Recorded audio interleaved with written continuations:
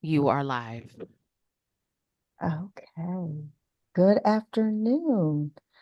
Welcome to the Pillar 3 Advisory Meeting. I am Olivia Pearson, College Readiness Supervisor for Prince George's County Public Schools, and I will ask the other members of the team to unmute and introduce themselves, and then we'll have a chance for our guests to unmute and introduce themselves as well.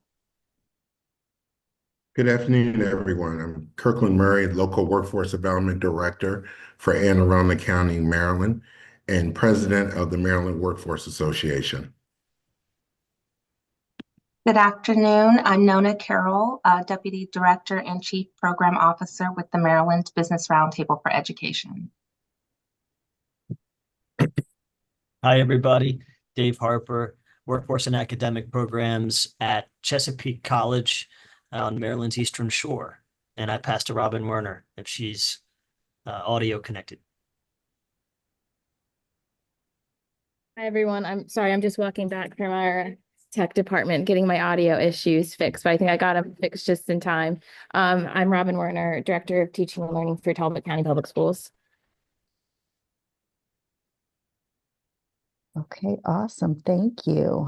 We have several guests here this afternoon, and I think we can start with Richard Kincaid with MSDE. Hi, everyone. I'm Richard Kincaid, Senior Executive Director, Office of College and Career Pathways at MSD.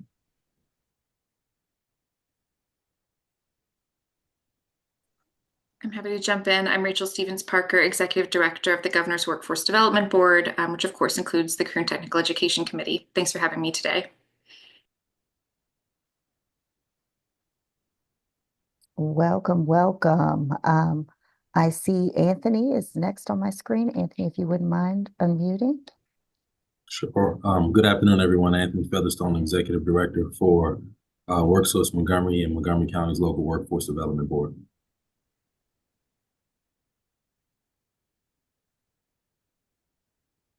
Can take it. I am Genevieve Flory, Director of the Division of Career and Post-Secondary Partnerships and Career Advising for Montgomery County Public Schools. And I'm going to toss it to my colleague, John. Good afternoon, everyone. My name is John Hattery. I'm the Deputy Director for Career Education Services at WorkSource Montgomery.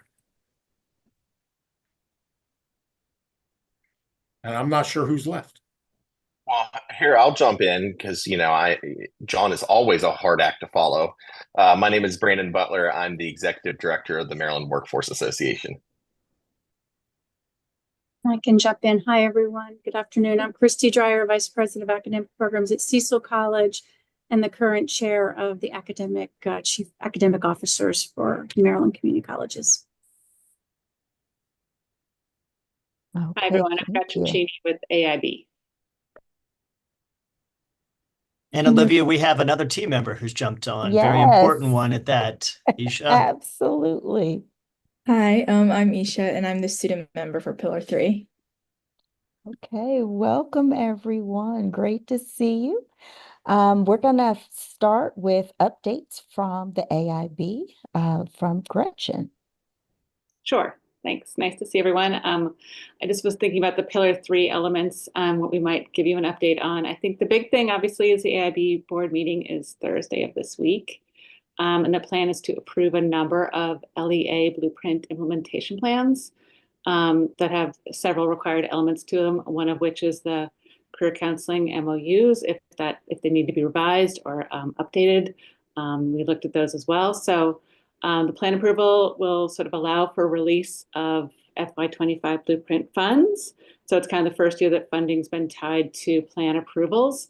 And according to the law, the AIB has to produce a warning letter by December 1 to any LEA that does not have all the required components submitted and approved. But they're all in the works, and the AIB will continue to review submissions and can approve plans in the next couple meetings too, even if a warning letter does go out. So hopefully everyone's going to get their ducks in a row and get everything all signed off. But that will be sort of the main topic of discussion, I think, at the meeting this week. And then it's not an AIB element, but I just wanted to flag the Apprenticeship 2030 Commission meeting is coming up in December. And I believe that's their last meeting, and they will be releasing their recommendations in their final report. So if anyone's interested in seeing what they've pulled together, they had a number of work groups thinking about how to address barriers to expanding apprenticeship in the state, and how to get more employers on board and look at the data and those kinds of things. So their report will be coming out next month as well. I think that's all I have.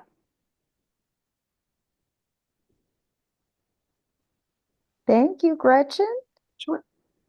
All right, so our next area on the agenda is career counseling metrics. Awesome. Thank you so much. And thank you all for having me. I'm pleased to provide some updates today on some work that the Governor's Workforce Development Board and the Career and Technical Education Committee have been doing to support development of sort of baseline metrics by which we and the committee will evaluate the program for the evaluation that by law we owe the state by the end of next year. So if you'll just bear with me for one moment, I'm going to share my screen. Going into like a slideshow format on Zoom, and I often do this with support from my fabulous team. So, and I'm flying solo today, so thank you guys for bearing with me here for a moment. Here, let's see. Okay. All right, I'm sharing this screen, and it should now be in slideshow format. Can you see my slides? Oops. We can see your slides. Now they're in slideshow format. Yes. I did it. My team will be so proud. Okay, great. Thank you. So what I thought I'd run through today was kind of a quick update on kind of what our role has been and what process we've undertaken up to this point. And then kind of walk through some of what we've come up with so far. And actually several folks on the line here have participated in some of our initial conversations and focus groups. So I thank them once again for their insights and expertise. We'll talk through some of the objectives and key terms and definitions that we've started to develop, recognizing that those are an important basis for any evaluation metrics to make sure we're measuring the right things. And then some draft metrics that focus groups have recommended to us. Of course, we'll cover next steps at the end, but especially around the draft metrics in particular, I'd love to, as time allows, facilitate a little bit of a discussion with you all and get your feedback and input. Really, this is a chance for me to bring back to my team your feedback and input on what we are working on right now. So that sounds good. I'll start with role and process. So I mentioned earlier that by law, the CTE Committee of the Governor's Workforce Development Board is required to conduct an evaluation. Originally, that was intended to be after 3 years of implementation of the career counseling program. And it was also meant to report on best practices, sort of recommendations for the road ahead. Of course, we know that due to the sort of shift in timelines for implementing the program, we'll really be looking at 2 school years worth of information, right? Last school year and the school year that we are currently in.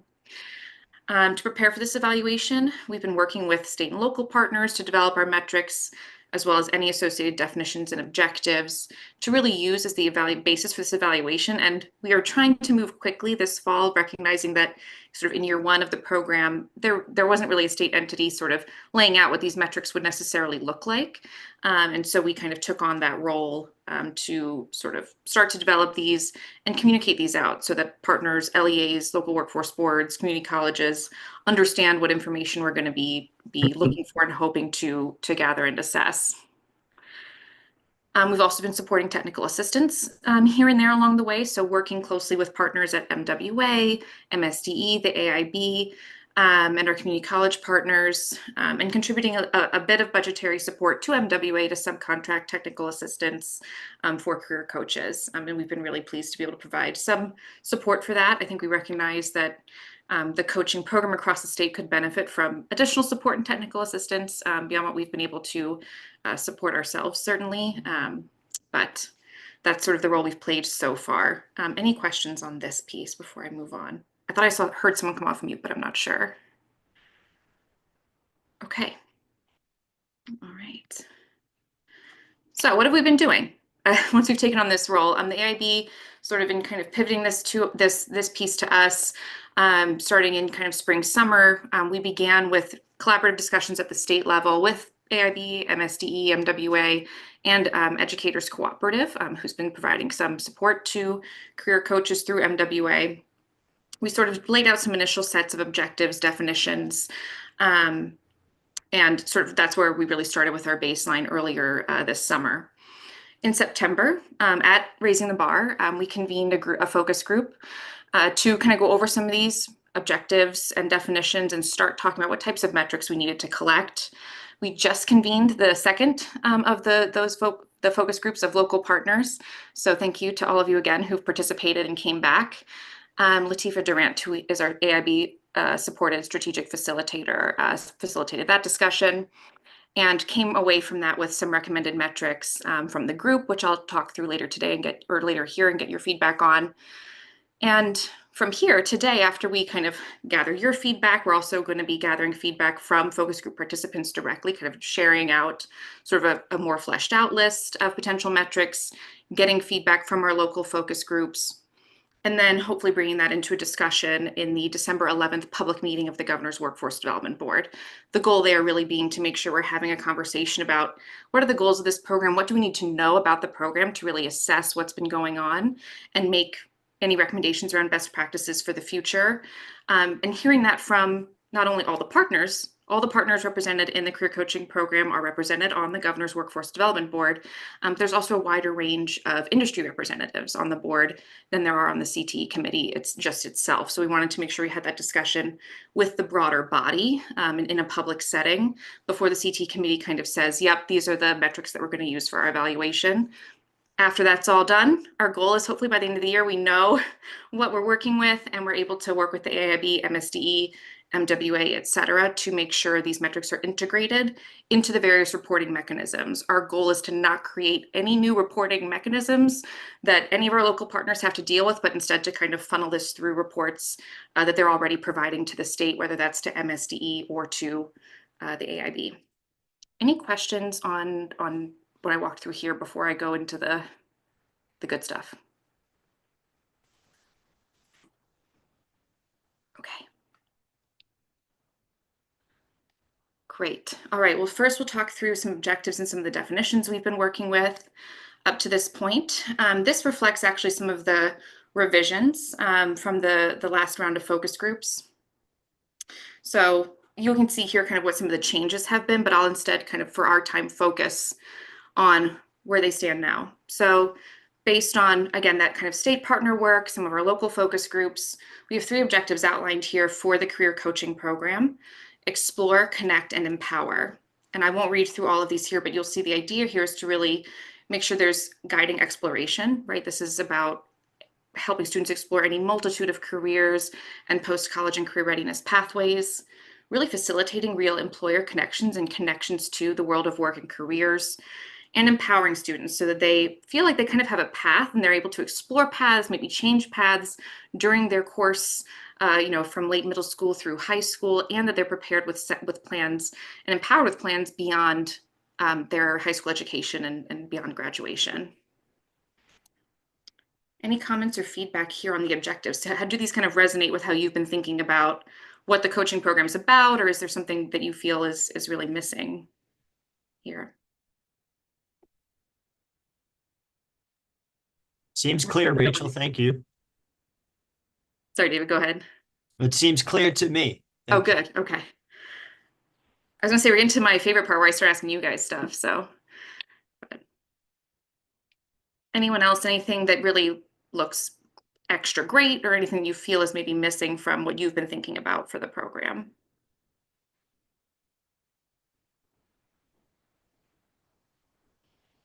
You can always come back to it. So I'll keep moving in that case.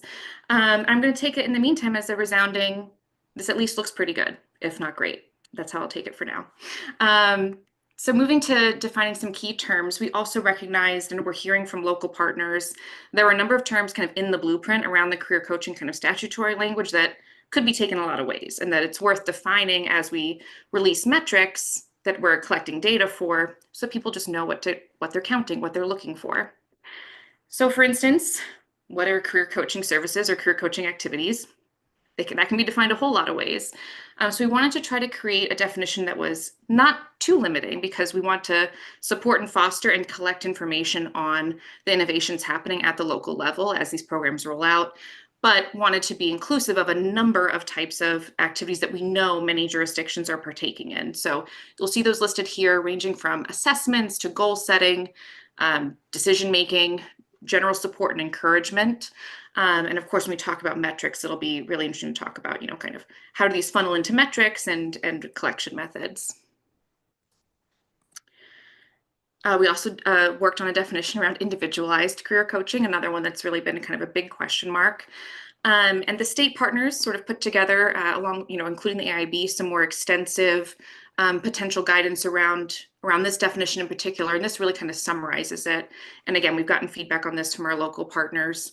But you'll see that this really sort of, makes clear that while individualized career coaching is important, it needs to take into account and respond to the fact that every individual student will have their own interests, values, skill sets.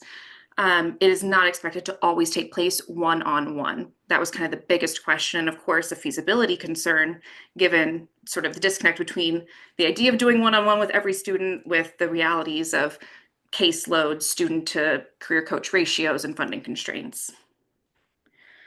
You'll also see in our objectives, we mentioned a 6-year plan. This is something referenced in Maryland regulation, and that we've been talking to our partners at MSD, especially Richard's team, about quite a bit, as a potential tool to really leverage with career coaches and other counselors that students interact with. It refers to the individualized graduation plan outlined in regulation. And so again, really wanting to just kind of clarify what that is, since it's not necessarily utilized consistently across the board right now, because we have referenced it as a potential tool for career coaches going forward. And actually, Richard, I'll pause. Anything you'd add on that? I kept it really general on the slide.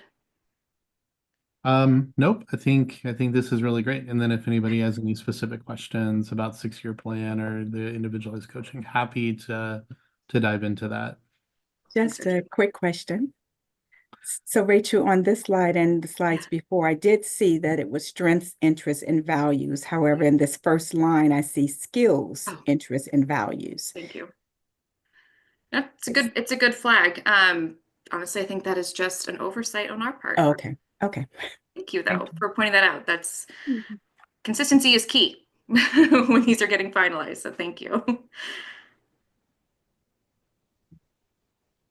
Because there's going to be skills and other things as well. Sorry, yeah, go ahead, Robin. I was just going to add that I appreciate the clarity on what individualized means. I think that definitely takes the pressure off a little bit of LEAs thinking that they needed to have individual conferences every time with a student, and that it can, certainly we do still encourage that when possible, but knowing that having those in small groups, as long as it's for the same goal of contributing to their plan, like that's very helpful for us to have that clarity.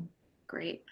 Good. No, thank you. And I think we'd probably agree, the one-on-one is fantastic, but we know that that's not the only way great career coaching can take place. Thank you. Any other kind of comments or reflections? Oh, sorry.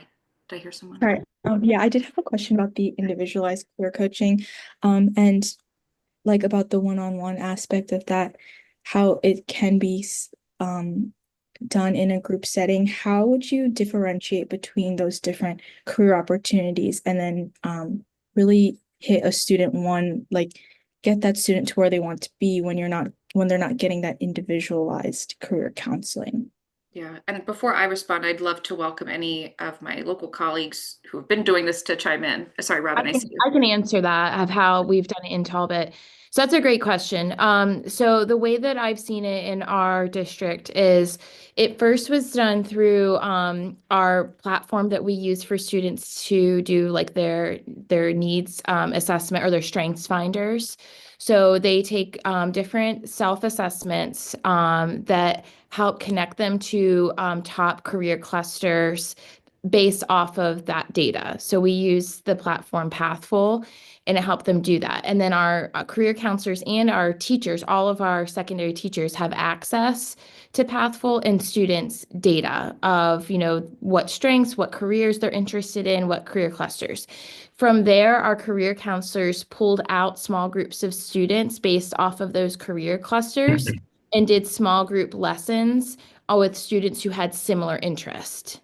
So that way they were able to get similar information, because I hear what your question regarding like if they have different needs, but really we group them based off of similarities in their data. And then have them in like groups of 5 or 6 where they'll pull them occasionally and do specific lessons on those career clusters.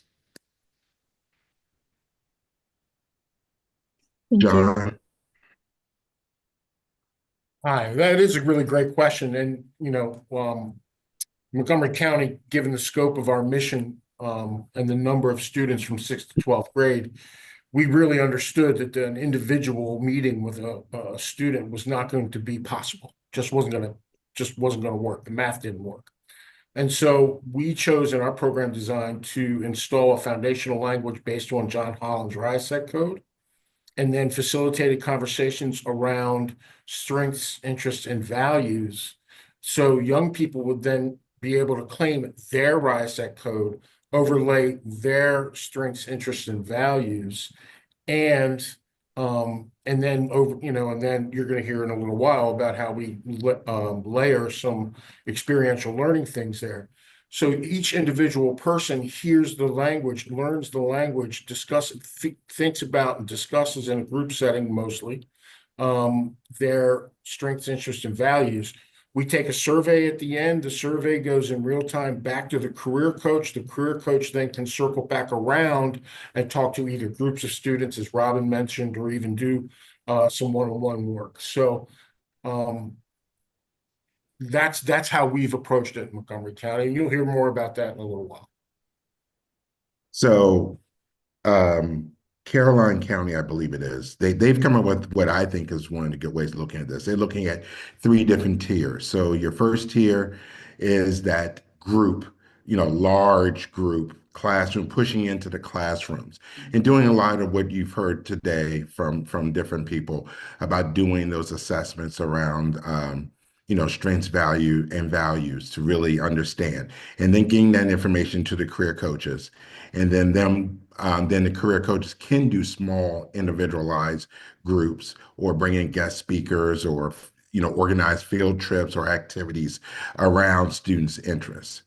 The third layer is that individualized, and what I'm hoping in Anne Arundel County is that our individualized will be working with the school counselors and doing that 6-year plan. That's a collaborative effort between the career coaches and the school counselors to build that 6-year plan. So when the career coaches are there to support the career development part of the plan with the student, whereas the school counselors will support the academic side of the counselors.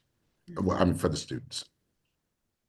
I think that's a great point, Kirk, because in some districts, like in Prince George's, where the career coaches are hired by workforce development, I think that partnership between the school counselor and the career coach is invaluable, and having a way that they can kind of see how to collaborate with each other along these common goals for career counseling. Just to add a layer on the Caroline County approach. So I actually have or MBRT, we have a staff member there as well. That is a next generation scholar specialist who actually started this kind of career coaching model back in 2017. And so we actually help facilitate those large group sessions through our Speakers Bureau, and then partner with Rob and Lindsay and her team in the additional events. So we arrange the career tours locally and things like that. So just looking at all of the different resources and how they can gather together to really help have more touch points with the students is another piece.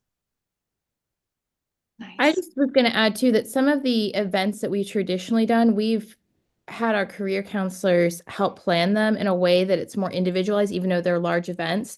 Like, for example, like career fairs, instead of it being a career fair where students can just kind of go around freely without any like direction. We've used data, and the career counselors give each student like their top 3 career clusters that they need to visit first, to help guide them in organizing the career fair in a way that career clusters are grouped in similar areas.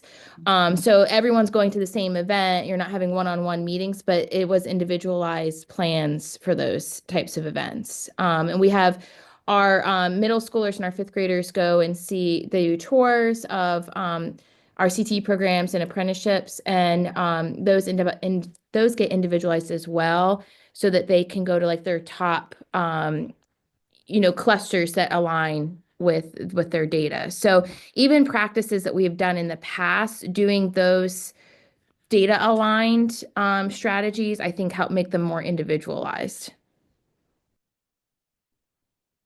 That's great. This is awesome. We're already collecting best practices. But this is great. And this is also helpful as we sort of take in some of this feedback, and my team, thinks about what else might we want to kind of clarify or offer these definitions. And I love I think the tiers kind of came through in the focus group as well. And I know we are really interested in that approach. Thank you all. I think it's the great work you're doing too. Any other kind of comments or reflections on kind of what I've shared so far before we jump into some of the discussion around metrics specifically? And by the way, Kirk, David, I'm relying on you all to make sure to let me know my, 5 or 10 minute warning here. I don't want to totally derail your agenda, but I could, I love these discussions. I could do it all day. So don't let me. We are green lighted through 3:50. Amazing. So okay. Thank we have you. some time. Good. No worries. Awesome. Good. Okay. Thank you. Anything else on this before we move to metrics? Okay, great. Oh, I lied. I still have some definitions. Sorry. All students was, of course, one where there were some questions around what do we really mean by all students? And so you'll see here, acknowledgement, it's a team effort to truly serve all students. This is about all public middle and high school students, grades 6 through 12, when it comes to the career counseling program. And that this does mean, that there's going to be work probably still to do in the future to figure out what does career counseling look like for students receiving special education services. What does it mean, for, other student populations who maybe receive different supports from different types of counselors in school, and what are those partnerships? We talked about it a moment ago, but what do those partnerships with different types of counselors look like to best serve those students? And you will see here that it does clarify career coaching is intended to be provided to students attending Maryland charter schools and alternative schools as well, because they are publicly funded and therefore have been kind of incorporated into the funding plan and student counts.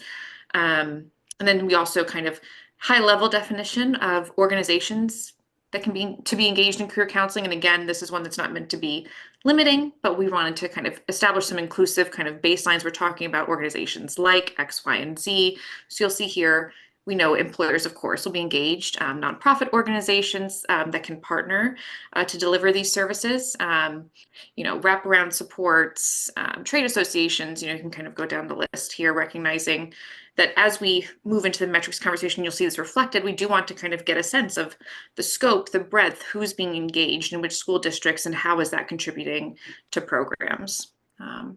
So I'll pause one more time before we move on to metrics, see if anyone has any comments or questions or thoughts on this.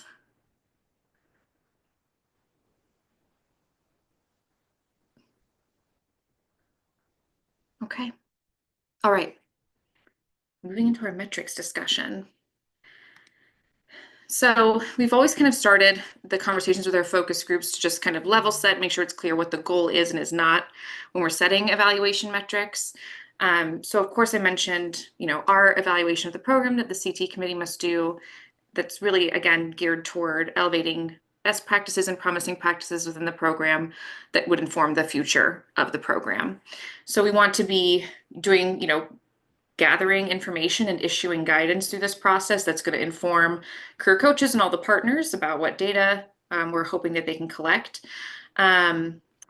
Ultimately, our final guidance, you won't see it here today, but we will be kind of making clear, here's how we think and expect you're reporting this. Again, our goal is to produce minimal, if any, new reporting mechanisms, apart from perhaps potentially some things like student surveys. Although I know that many, if not all of the jurisdictions are already doing that in some form. We want to highlight successful outcomes as well as areas for improvement. And we want to be, using these down the road, hopefully to help guide, as we're hearing from and talking to, or the AIB is hearing from and talking to the career coaching partners in each jurisdiction. These hopefully can provide some useful kind of data points for conversation in those touch points. These metrics are not geared to, like, if you don't hit a certain number, there's no, this is how it affects your funding, this is how it affects the staffing decision. There's not consequences like that associated with these metrics or performance against these metrics that we're setting. Again, this is really just for the purposes of informing those pieces that you see above. We started by kind of breaking out and getting feedback on what types of metrics do we need to collect, and would we kind of think about bucketing this out. So we've recognized some of them are not totally performance-based. Some of them are just kind of understanding the scope and structure of the programs and systems being put in place, so that as we then compare implementation and outcome metrics, we kind of can look at the different models in place and see if there's a correlation there. So system metrics are really kind of descriptive, both qualitative and quantitative, about the scope of programs, the size of programs, who's engaged, et cetera. We have implementation metrics focused on, really the effectiveness of the program and what students are doing, how's it being implemented, what's happening in the programs.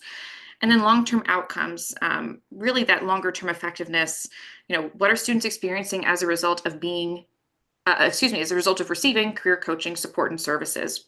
That means what's happening to them around the time of graduation or after graduation, and how do they feel about the support they've received.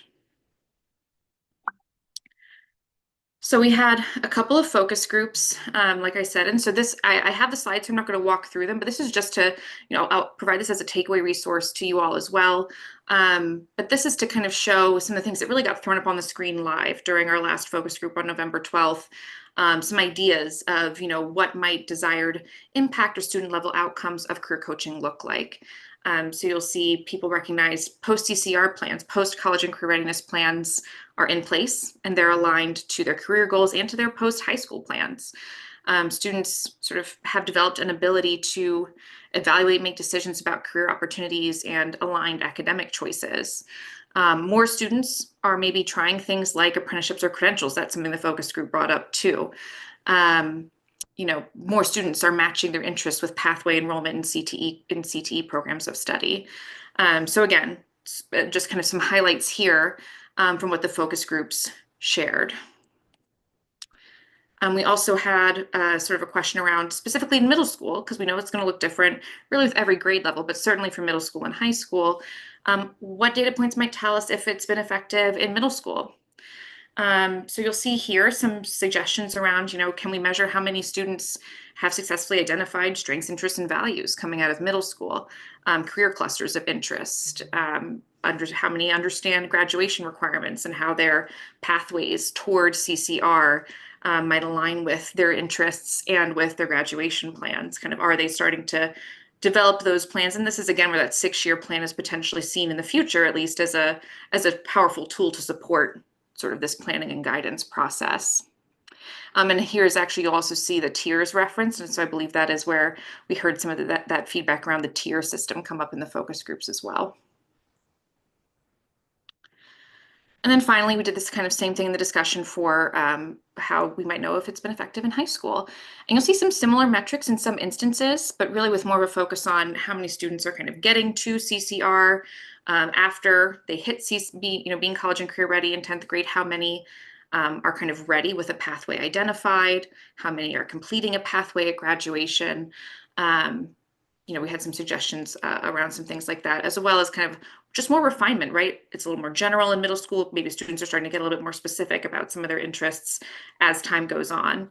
And I know one thing that's been kind of a constant feature of the discussion is wanting to make sure we have metrics that reflect and don't punish any situation where a student is maybe changing pathways, because that's part of the process for a lot of young people too, right? They're going to explore something, decide it's not for them, and maybe look into something else. And so what we don't want to do is inadvertently sort of punish or discount implicitly in any way those experiences as well. Kirk, I see your hand up.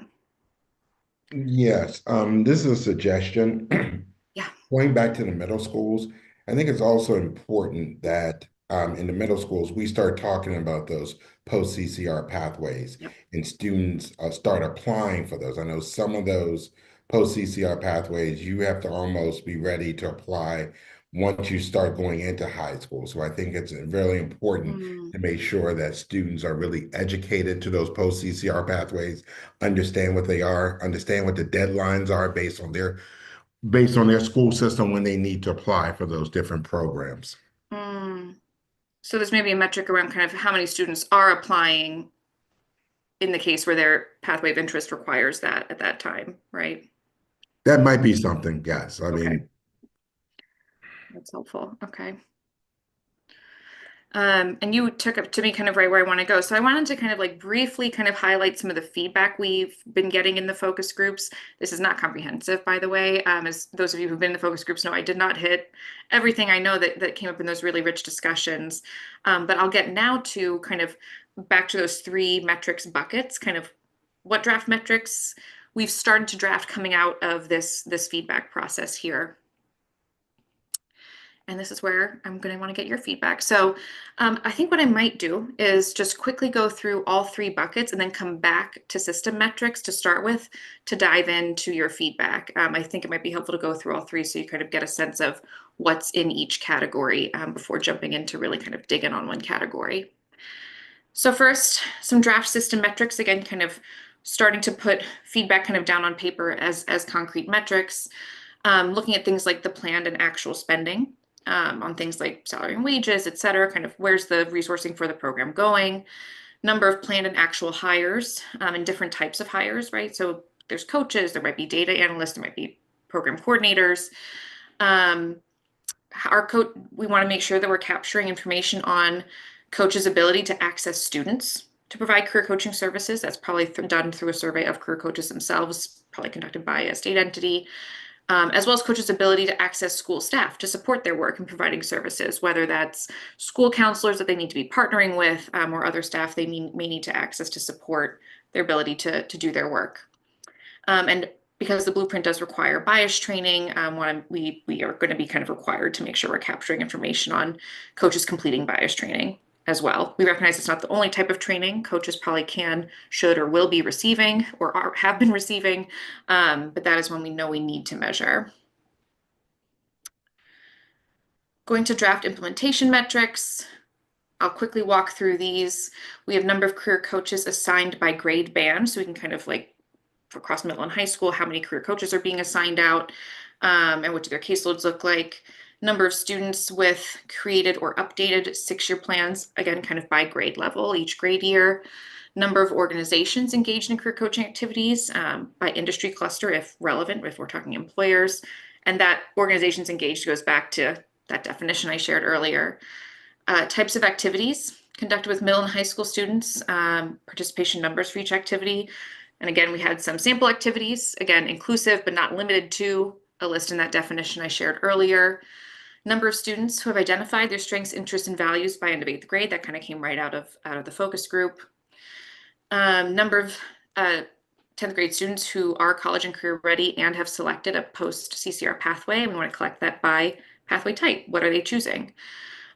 These next 4 in italics are ones that we kind of had some questions about. These have come up as suggestions. At the same time, we recognize that career coaching is really meant to support students along a huge range of pathways. So we weren't sure yet, and I'll come back for your feedback on how does it, if and how it makes sense to kind of call out some of these specific pathways for specific data points versus kind of that more comprehensive data point right above it on sort of how many have selected a post-CCR pathway and by what path type. We have a number of students in high school who've completed a mock interview and a resume. Those also, that came out of some of the focus group feedback as well. And of course, kind of wanting to understand those activities above the demographics of students. We want to make sure we're understanding our different types of students with different backgrounds being sort of, you know, is there an overrepresentation in any particular category of path type that they're choosing or being coached to? What might we learn from that? That's important data to continuously kind of capture and keep an eye on throughout the course of the program, including this evaluation. And then a student survey of satisfaction, what they kind of learned as a result of their activities. I didn't dive into all the questions that we might measure here, but recognizing that would be important to kind of capture really probably across the board for students as they're going through the program. And then we have some draft outcomes metrics, that third bucket of metrics. So one, the number and demographics of students who are enrolled in at least one CCR pathway. So they haven't just selected one, they've enrolled. And then similarly, how many are completing one by the time of graduation? All of that reported by pathway type. The number of and demographics of graduating seniors with clearly identified post-graduation plans. Similarly, number and demographics of graduating seniors without, making sure it's clear. Do we know, do we not know, or do we know they do or don't have plans, right? And then finally, hopefully there were some ideas coming from the focus group around, can we capture information from alumni about their, did they feel informed at the time of graduation about their post-high school options? Was that helpful? Did that support them in their next step? Kind of a reflective look back. And of course, I think that type of data, we can probably acknowledge might be hard to capture super consistently or comprehensively, but that was one piece that came out from our discussions as well. We've also acknowledged that long-term for the program in out years, it'll be really valuable to kind of understand over time, has this changed what we see in trend lines for employment outcomes for students, post-secondary educational attainment outcomes for students, and so forth, longer term, but that's not something we can really tackle, of course. Right now, the program's too young for us to really look at data like that, but that is acknowledged here. So that's what we've drafted kind of so far. I'll stop. David, I saw you come off mute, and then I was gonna maybe jump back to systems to start with for us to kind of do a deeper. Oh, good. Dive. That's what I was going to ask. That's where you're for. going? Yeah, amazing. Thank you. Okay, great. Yeah. Ta-da! There you go. Perfect. So with that, thank you for letting me walk through. I wanted you to kind of see the universe of what's been drafted so far. Let's start with system metrics and kind of, that purpose of system metrics I mentioned, just kind of the scope of the program, what's like at a very high level, what's happening. And yeah, would love your feedback, thoughts. Kirk. So the percent of coaches completing bias training, does that mean the coaches have received the bias training or the coaches have present bias training to the students? They've received it, is my understanding of that requirement. Okay, that's what I thought too. I just wanted to clarify that. But there's other trainings that they need to receive, all of the same things that anyone else that's working in the school. Yes. Yes, no, thank you. That's a good point. We this one's here because it's required, I think specifically in Blueprint or the implementation plan for the IB. I'm forgetting which it came from right now.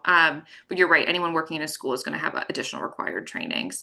Would you suggest that be measured here or kind of taken as given? That's a good question. I think it would probably be us just pulling that information from probably, I actually don't know a lot. I'm guessing MSD maybe collect some of the information on their required trainings, for example, or the local education agencies might.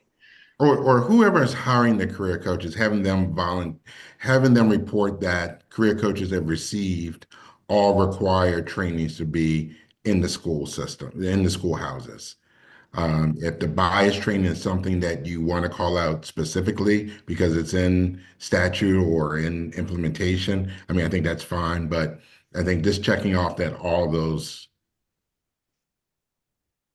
trainings have been completed. And the reason why I'm coming at this is, this is more of a comfort level probably for parents, knowing that these career coaches aren't just a fly-by-night that's coming in, that they've received all of those trainings. And at one time, and I know I'm going to get myself in trouble with my colleagues, but at one time there were some professional development that was required by career coaches. It was talk of professional development around career coaches. Is that something that we want to look at? That career coaches have received some type of career coaching trainings? I think it'd be great for us to know the level to which that's happening, where it has and has not been able to happen. Yeah, I think that's great. I think it's a good addition. And again, in a non-judgmental way, like I mentioned earlier, right? This is for us to kind of just capture and understand what's been happening where. Okay. Can we go back to the bias training? Because I believe that was something that was required, I think, by MSDE. Is this bias training what each organization puts together, or is there a bias training put together that each career coach has to do that's, standard across the state? I'll invite, I don't know too much about the specifics of bias training, I will admit. So I'll invite, I see John's hand up, and I'm not sure if Richard is on and has an answer to that question as well, but. John, you want to go first? Oh, you're on mute. Please go, Richard. I'm asking a different question. Got it. Yeah, on the bias training, I believe where this currently stands is MSD would put together a framework of sort of competencies and required elements, and then LEAs would then, have this training to provide.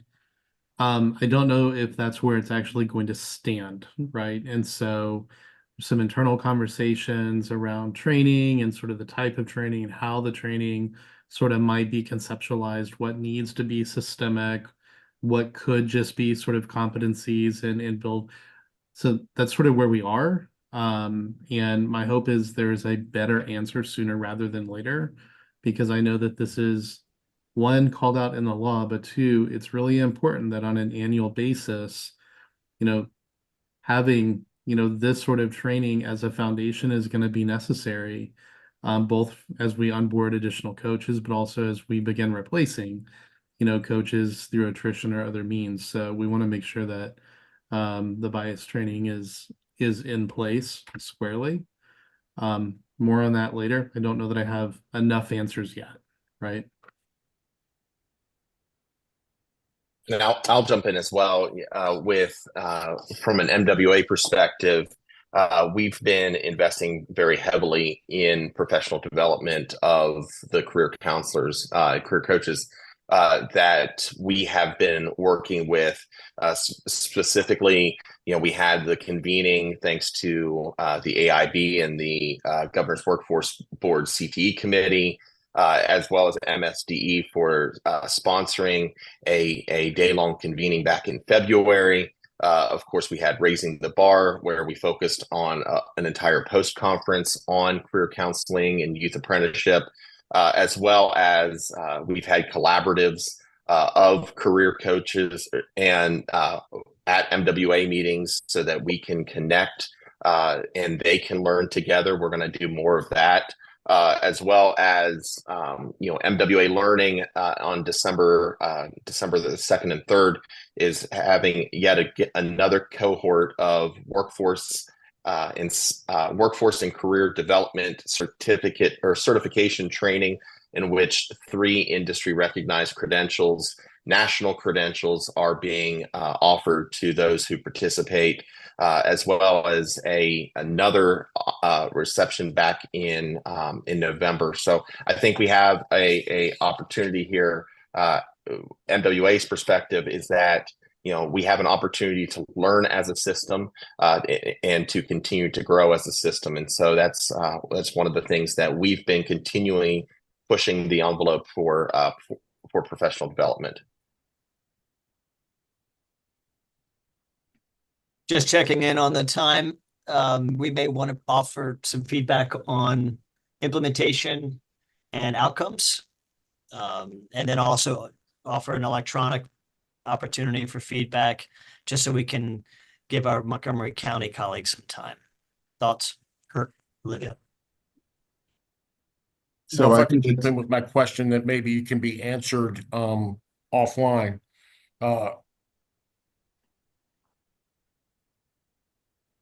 I hear, Rachel, I hear the desire that there's not any other additional reporting. Some of the reporting and the metrics that you are suggesting are going to have to be kind of co-written, which is what we're doing anyway. That's fine. But is there a vision for any other kind of evaluation? I know that we've got these expert review teams. Is there any thoughts around using them to come and look through the lens of the outcome measures. I'm just sort of wondering what that vision looks like for down the road. Thank you. No, that's a wonderful question. And so as I think some, if not all of you are aware, our career and technical education expert review teams are now kind of in their first year of deployment to a number of school districts throughout the school year. They've done, I want to say 3 visits so far this school year, with a number additional planned.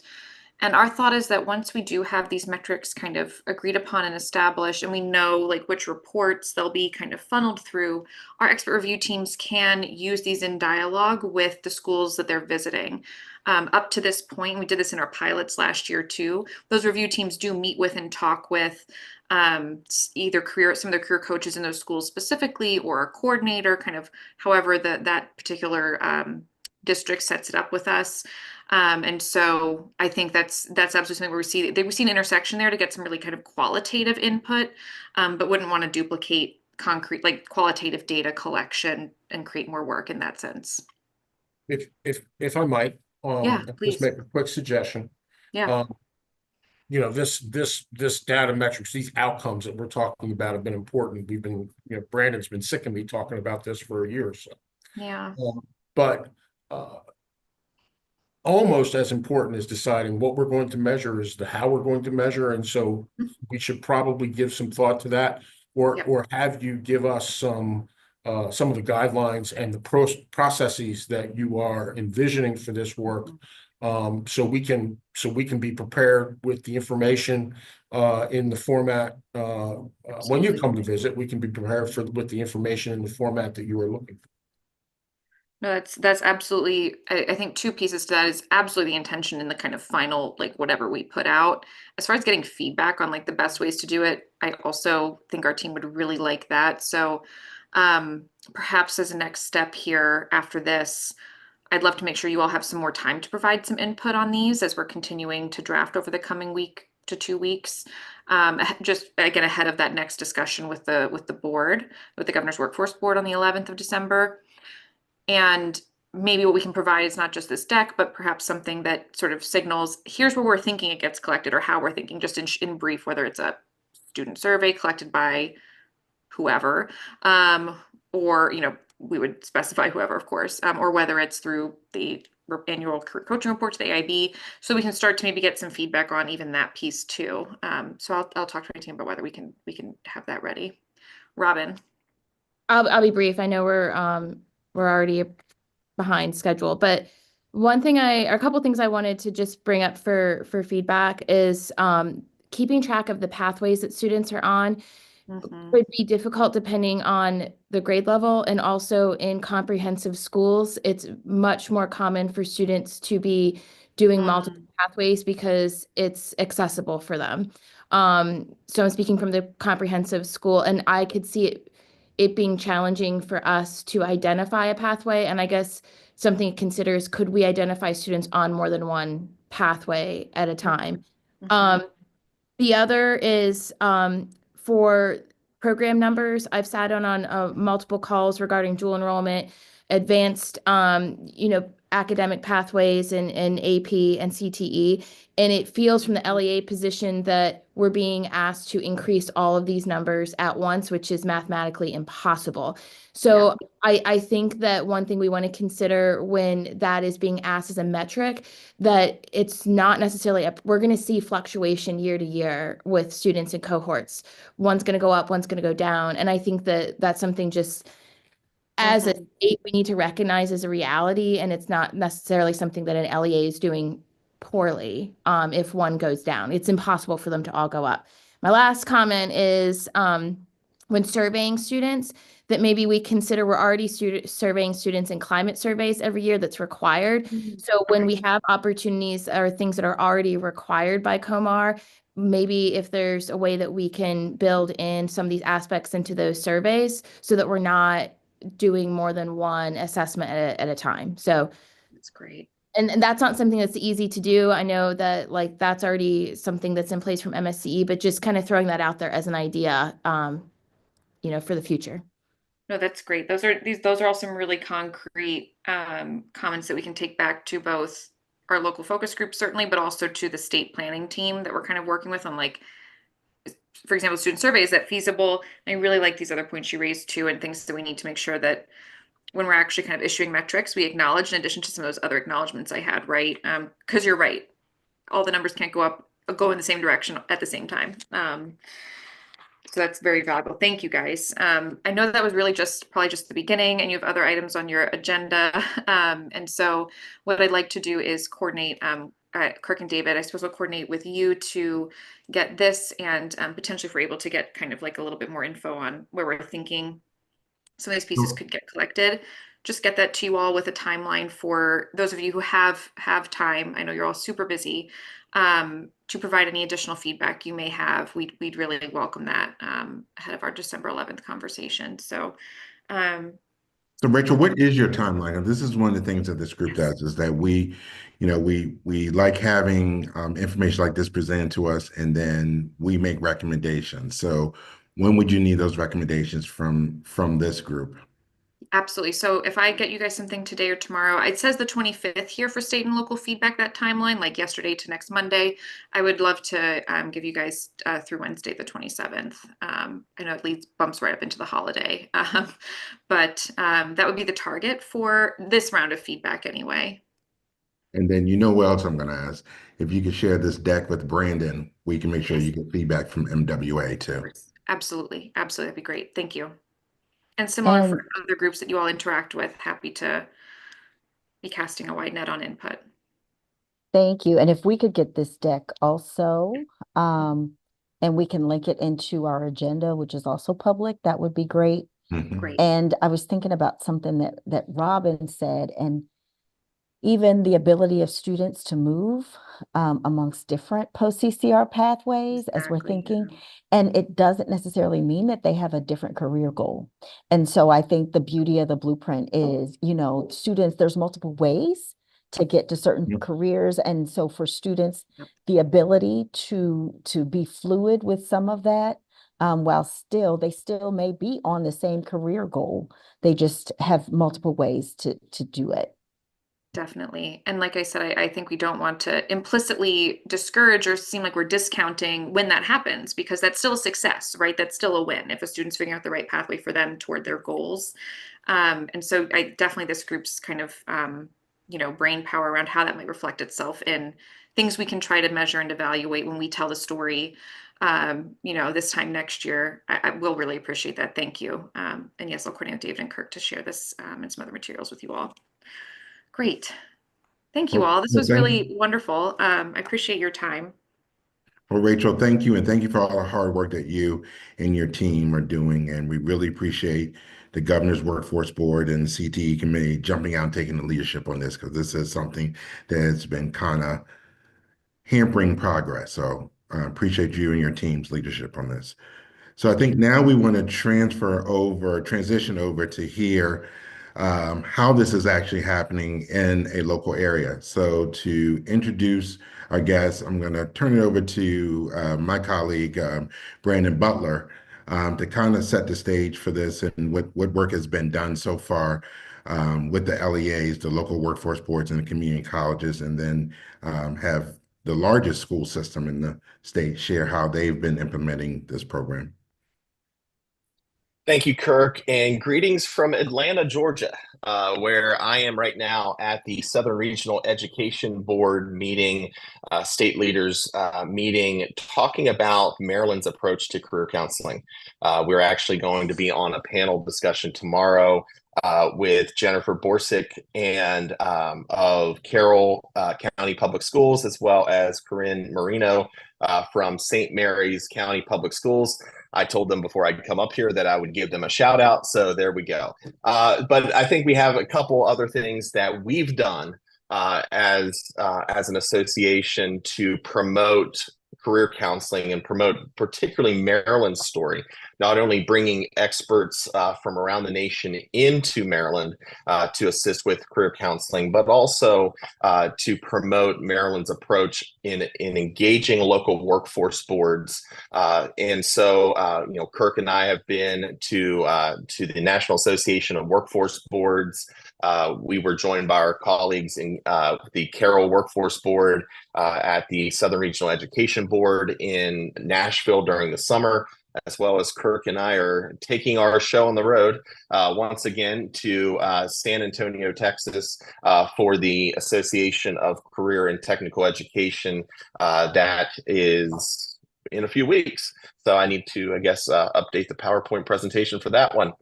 So want to share a couple other things before I hand it over to John and to Anthony and our folks in Montgomery County. So Maryland Workforce Association, during Raising the Bar, handed out a one-pager on the year in review and wanted to share some of the highlights of that. First of all, based on the information that was submitted to the AIB, we have compiled that over 190,000 middle school and high school students have been served. That's a great number given all of the things that we've been able to do in hiring and onboarding. The workforce boards have hired over 200 direct service professionals and not only hired them, but also got them trained and deployed. And some of the things that the workforce boards and our partners have listed as highlights and achievements from that first year worth of work. We've increased hands-on career exploration activities together. We've increased business and community partnerships. Again, that's why workforce boards were really brought into this framework. High school students or a high student engagement and positive feedback. You're going to hear from how Montgomery County does that very shortly. Also increases several counties reported record-breaking participation in youth apprenticeship and job placements, as well as support for specialized populations, English language learners and students with disabilities. As we just wrapped up with that individualized discussion about all means all. And so I think those are some of the highlights of the work that we've done together. And so we appreciate everybody on this call too, and the input that you all have had. And so I don't want to belabor that point any further, other than to hand it over to our director in Montgomery County, Anthony Featherstone, as he's going to talk more about the Montgomery County experience. Anthony? All right, thank you, Brandon. My screen should be sharing now. Can everybody see my screen? Yes. All right, sounds good. So Anthony Featherstone, Executive Director for Montgomery County Workforce Board. It is a pleasure to be with you all and to talk about the work that we're doing in Montgomery County. And so before I kind of tee it up and hand it off to my colleagues, John Hattery and Genevieve Floyd, I want to give you just a little bit of background about the work that we've done in Montgomery County, or how the work started here in Montgomery County. And so right around summer of 2022, I guess, when we realized that the career counseling or career coaching mandate was a real thing, and it was coming up for school year 23 and 24, we convened our group, which includes Montgomery College, MCPS, and WorkSource Montgomery, and our staff. And one of the first things we quickly realized is that not only did we have 160,000 students enrolled in our public school system, but there were over 87,000 students that were a part of our service population, grades 6 through 12.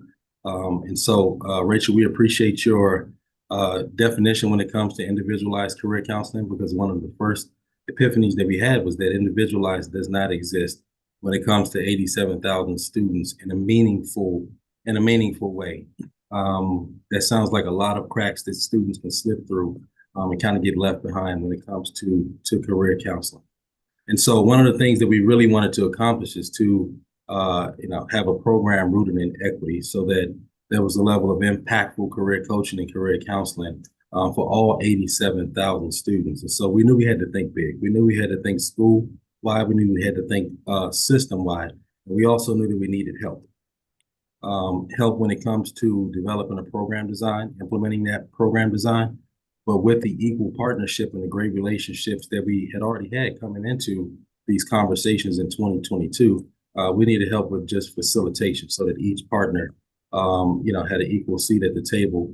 And so what we did was we went to market in 2022. We released a procurement for strategic consulting and guidance related to the Blueprints mandate for career counseling. And we found a partner that had done work in the school system in California, who had implemented a model that was system-wide, that something that could be adopted and adapted in Montgomery County so that we could effectively serve all 87,000 6th through 12th graders within MCPS. And so you'll see Educators Cooperative is the partner, the third party that we work with. Probably, not a new name for many folks on this call because they do a lot of work at the state level and with MWA. But from this partnership, the MoCo CAP program was born, the Montgomery County Career Advising Program between our community college, our school system, as well as our local workforce development board. And the short version when it comes to our vision is that we wanted to have a program rooted in equity that really gave our students power over their career trajectory, their education and employment endeavors. We wanted them to be able to be in the driver's seat to identify their strengths, interests, and values, understand a common career language, which is the RIASEC themes, which you'll hear about more in a few minutes, and then be able to use that information and navigate the labor market and be able to pick industries, pick categories, and turn those theoretical labor categories into real practical experiences through career experiential learning so that they can have agency over their career choices. Agency while they're at MCPS, but also agency while they're not at MCPS, because plans change once you graduate from high school. And we wanted to graduate a parade of career advisors for themselves, for their families, and for their communities once they left MCPS, so that they can navigate the labor market in themselves as they evolve as people once they're finished with MCPS. And so that's kind of a little bit about the history of how we started in 2022. We started a little early, but we knew we needed to come up with a program that would be beneficial to our students and our partners in our community. And so with that, I'm going to hand it to my colleague, John, to talk about our organizational structure. Good afternoon, everyone. I'm John Hattery. Early in the discussion, we, Montgomery County Public Schools, Montgomery College, and WorkSource Montgomery talked long, as I think all the local areas did, about what would be the most efficient way to staff this program, particularly given the scope that Anthony described in a moment. Decision was made that WorkSource Montgomery would hire the career coaches and the supervisors for the career coaches, and that Montgomery County Public Schools, Dr. Genevieve Floyd, is going to describe the structure that supports us from within the school system. But for the purposes of our discussion, our organization is large. We have 50 career coaches that we have deployed to the middle and high school special schools. We are soon to deploy a coach that's going to be responsible to young people who are still in high school but are taking all of their classes at Montgomery College. And so we are doing our level best to cover, to meet the all means all mandate. We have one coach per high school. We have one coach per 2 middle schools. And they are supervised. We split the county into 6 zones. Each of those zones are supervised by a manager, 6 managers. Additionally, we have our industry engagement department, which is our business-facing folks. We made the decision to bring a business-facing function inside of our career education services department. mostly because we understood, or we thought that the asks that we were making of employers related to our MoCoCap program, career exploration events, Meet a Pro events, those kinds of things were different enough from the traditional workforce development, business solutions staff, the things that they're approaching businesses about. We thought we needed someone who would be specialized. And so we have 3 FTEs that are dedicated to that. Because this represented a large growth on the part of our organization, we also added some infrastructure. Anthony wisely added human resources folks to help us with the recruitment, some physical staff and others to make sure that WorkSource Montgomery was able to deliver on the mandate with the adequate infrastructure to be able to do that effectively. Anthony, next slide.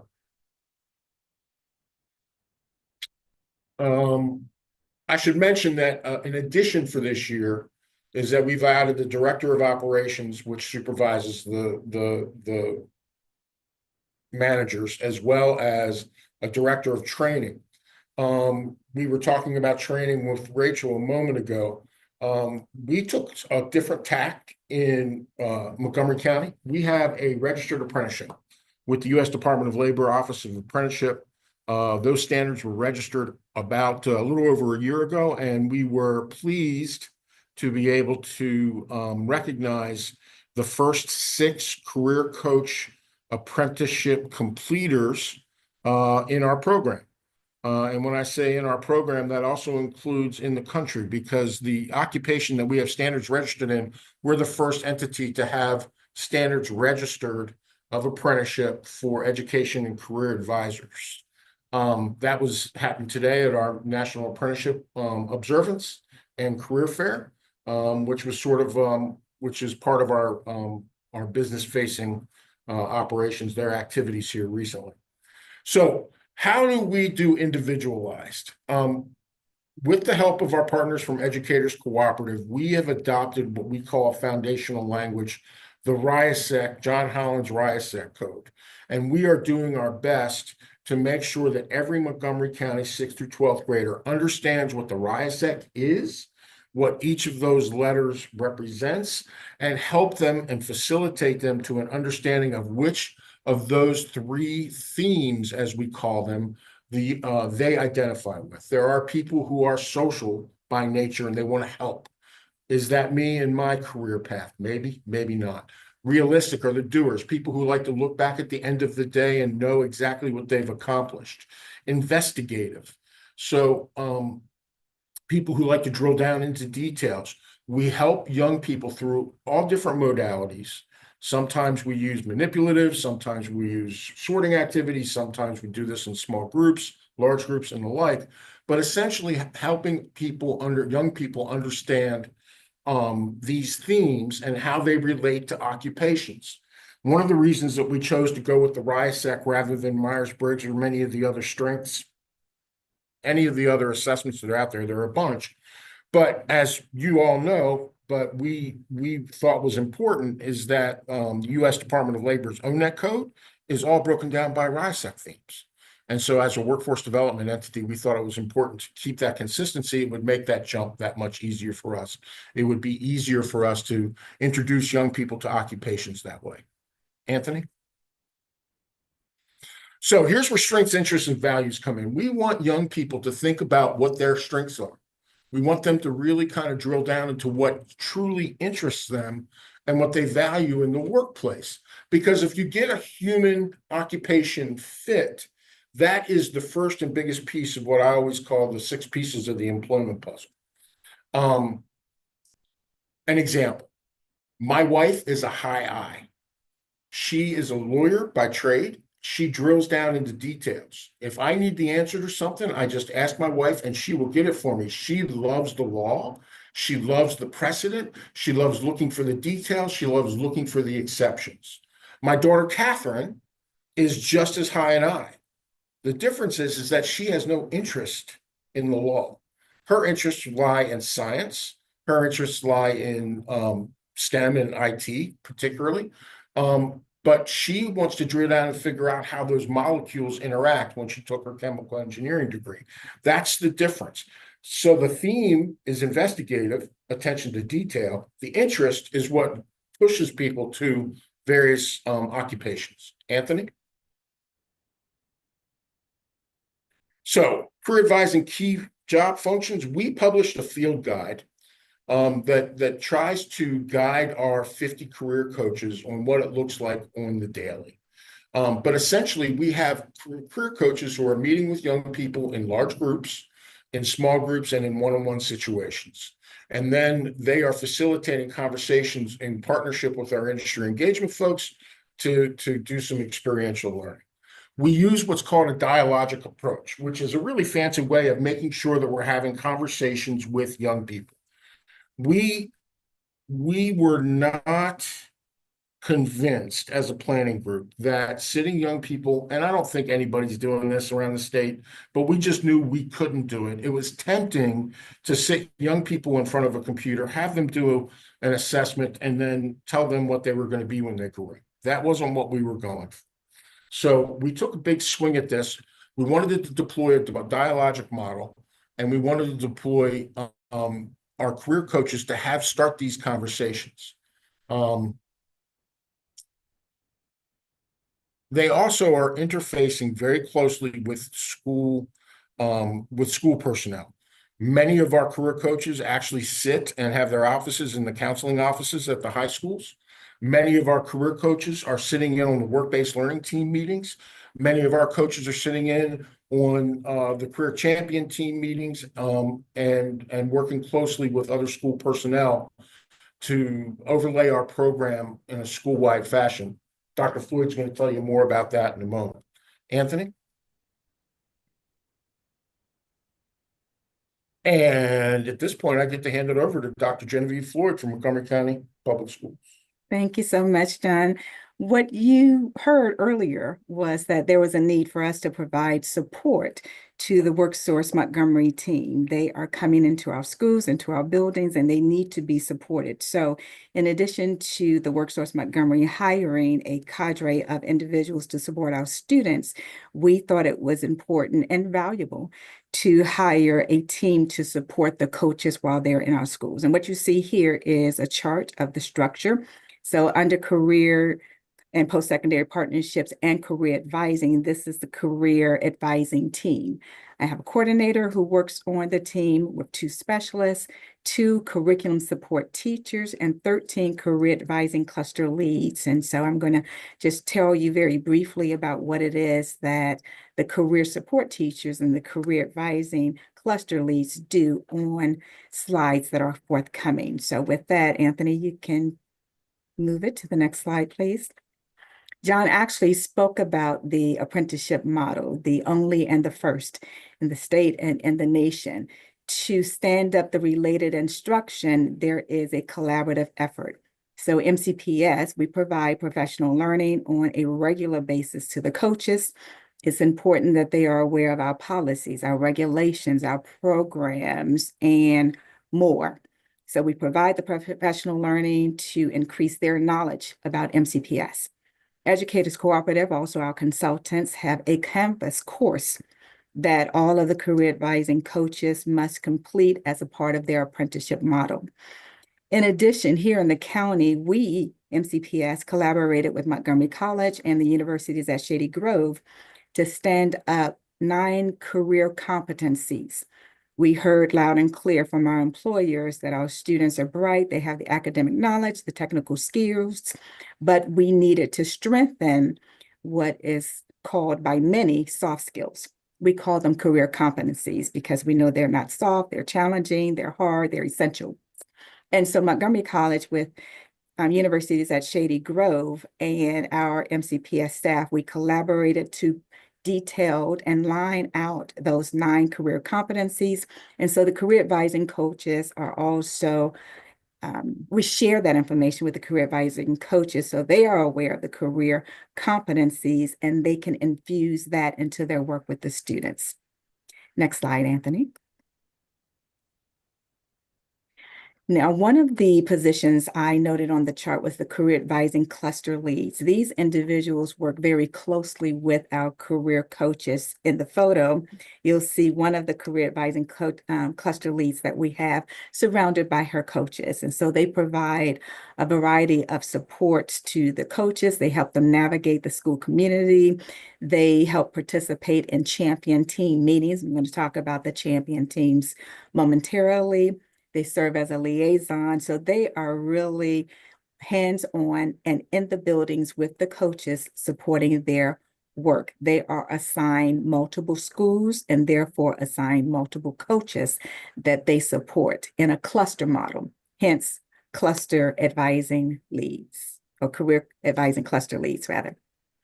Next slide, Anthony, please. The champion teams and the curriculum support teachers, this is very unique. We recognize with the size and the scope of this work that having one career advising coach was not going to be sufficient. We are moving in a space where we want to transform how we prepare students for their post-secondary success. And so we had to think differently, and we needed to embrace the full community. So in doing that, we have what we are calling career champion teams. So every middle school, every high school has a team of individuals who are championing this work. At the high school level, it tends to be about 10. At the middle school level, about a team of 6. And so their work is to support the career advising coaches. They also lead the career advising student advisory councils. I'm going to talk about that momentarily. And they help bring knowledge and understanding to the work that we're doing around career advising to the contents, their peers in the building. So they have a large role and they have embraced that role. Last year, we had 468 champions. Currently, we have 452 champions and growing. The other position that we have, and let me just say before I move on to the other position, that with our career advising champion teams, those teachers receive a small stipend. So they're not in it for the money, but we do provide a small stipend to support their championing this work. The curriculum support teachers are a part of our staff. And they have been hired to really be intentional and deliberate in infusing the career advising language that we are using into the curriculum across subject areas. So this is the first year that they have started. We have one who's working with middle school science and social studies, one who's working with high school science and social studies, and they will be working with the content experts at Central Service to look at the curriculum and then to develop lessons and activities. So this is not just the work of an individual. It's broad. We're trying very hard and very deliberately to get this into the content areas so that we can be robust in our conversations around career advising, the RIASIC, and we can create these career curious communities. So it takes a village, and that's what we're trying to establish here. Next slide, please. Thank you. David, did you want to jump in here? I know we have just about 4 minutes left. I see your hand up. This is excellent work, and it might be good to have a couple of minutes if possible. It's exciting to see the successes, and the scale of this is staggering in Montgomery County. So I know we gave you a late start, but if we could possibly have a couple minutes at the end for comment, I think it'd be fruitful. Well, how about we just jump to the numbers at the end? And that way it'll give you a chance to see some of the data we're collecting, and then I'll be quiet. Anthony, jump to the numbers at the end. So we collect surveys after every post-service. Since the beginning of January, when we started deploying to schools last year, we've collected 41,000 of those surveys, 22,000 from middle schools, and then another 18, almost 19,000 from high schools. Next slide, please, Anthony. This is the breakdown on the kinds of groups: whole group sessions, small groups, career exploration sessions, those Meet a Pro, those job fairs, and then one-on-one sessions. Next slide, please, Anthony. This is interesting, and this is important for our partners here at Montgomery County Economic Development Corporation, Montgomery College, and others. These are the RIASEC themes that the young people are self-identifying. And these are the percentages of the young people that we've talked to so far that are identifying these. Now, this is a very interesting split. It's sort of even all the way across. It's different from the monthly from last month. And so it's going to be interesting to see what happens with those percentages as our sample size grows. Last but not least, Anthony. So 78% said that this of the students said that this helped clarify their next career steps. And 84% believe that, and this is really important. So if we can get young people to envision their best possible future selves, as my friend Ed Hildago says, we've done our job. And at least on this report, where we're at now, 84% of the young people can see themselves in the work that they're envisioning. And 4.8 out of 5 say that they gave us an overall good satisfaction rating. We skipped a bunch of stuff. We skipped a bunch of stuff when we put the slide deck together. We're happy to answer questions offline, I'm sure. But thank you for the opportunity to share. Hey, John, can you guys make sure you share this slide deck? We definitely want to be part of the meeting minutes, and I think you have some very good information in here. Yeah, I think this is amazing.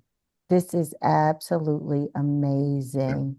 And we are dedicated to having, of course, more than one meeting dedicated to career counseling. I feel like we had 2 meetings in one.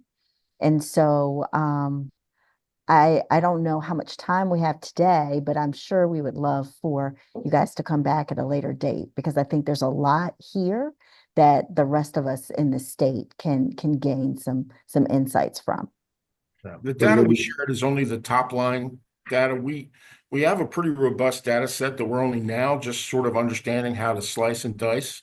And so we're looking forward, and we're enjoying the opportunity to kind of come up with these crazy questions and then see what the data tells us. So Olivia, you're 100% correct. I think that we would need to focus a little bit more on the different success stories and challenges around implementing career counseling. We started with Montgomery County because they are the largest school districts, but it's also important for us to get some regional balance and difference in school size, but also looking at Montgomery County, as they mentioned, the local workforce board hired their career coaches.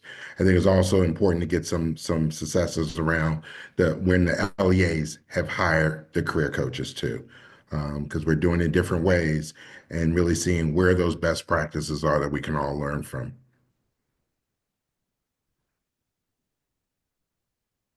So I think we just want to thank our guests today. I mean, from MOCAP and from the Governor's Workforce Board. Olivia, you want to close us out or maybe next steps? Sure. So I think the only thing that we have left to talk about is we would love to do a face-to-face meeting for this group. And we would love for it to be hosted at an LEA. Specifically one who maybe can highlight something like career counseling. We're looking at a spring meeting because we don't know what this winter weather will bring for us. So maybe April or May. And so any LEAs who are interested in hosting a meeting and maybe showcasing some of what they're doing as it relates to career counseling, to just reach out so that we're able to start scheduling that particular meeting. Thank you. Montgomery County has already offered to host. I had a feeling you were going to say that. We're gonna absolutely see about the rest of the state as well. But thank you so much. I think this, again, I see this as a whole separate meeting, just digging into everything that you guys have done. So thank you so much. We're 2 minutes over, and so I appreciate everyone's patience as we close out the meeting and look forward to our next meeting. Have a great rest of your day. Thanks, everyone. Thank you. Thank you. Bye-bye.